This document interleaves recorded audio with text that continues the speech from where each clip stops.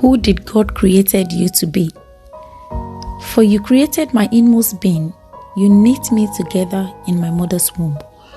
I praise you because I am fearfully and wonderfully made. Your works are wonderful, and I know that full well. Psalms 139 from verse 13 to 14. Hello everyone, and welcome again with me today on another show, another episode of the Essentials of Life by May. Thank you for joining me. So today I want us to talk about who God created you and I to be.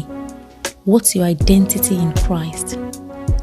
Do you know and recognize who you are and who God has created you to be? Elon Musk is well known for his work in the world of creativity. Yes, he is a businessman and an investor. He is the founder, the chairman, the CEO and the CTO of SpaceX, angel investor. He is the CEO, product architect, and former chairman of 𝐸𝑠 Incorporation, owner, executive chairman, and CTO of 𝐂𝑑𝐄𝐀𝐓𝐄𝐃. He is the founder of the Boring Company and XAI, co-founder of Neuralink and OpenAI, and is also the president of the Musk Foundation. He is one of the wealthiest people in the world. And as of April 2024, Forbes estimates his net worth to be $178 billion. He is also famous for the amount of time and energy he puts into immersing himself in his business, switching the world around the tips of his fingers. It's been said, that on occasion, when someone would walk up to him and ask, "Are you Elon Musk?" he would often respond with, not today. So while dropping your identity for the sake of an investment person or an investor and a business person, this might be acceptable, but a problem arises when you drop your identity because you are ashamed of who you are. And many people look at others and think, "I wish I was more like them." So they forsake how God has created them and try to fit themselves into the image of another person. But the truth is that God has created you fearfully and wonderfully. As He was knitting you together in your mother's womb, He was giving you the gifts and talents you needed to fulfill His purpose for your life here on earth. So don't be ashamed of how and who God has created you to be.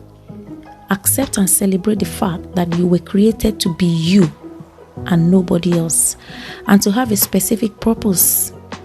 Don't be the second someone else. I want you to be the first you. There can only be one you, and any other you would be a counterfeit, because everything God created are the original. Any other is a man-made and not genuine. So embrace yourself and celebrate who you are. And the thing is that once you are able to identify who you are, then you can rule your world. You can speak to the mountain and it will obey you. That is when you can command a thing and it will stand still. So friends, you are then confident in yourself. And that is the moment you receive the mantle to build others as well. So without you finding yourself or identifying yourself, you can't find others and you cannot help others. And this means you are just someone that is still looking around to identify who they are. So I have a prayer that you just ask God to help you live a life of authenticity and comfort in who He made you to be.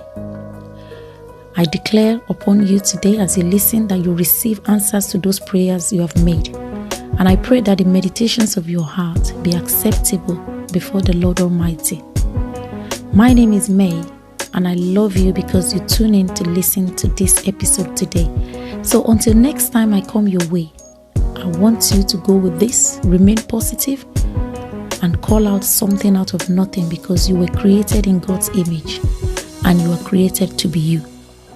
Shalom.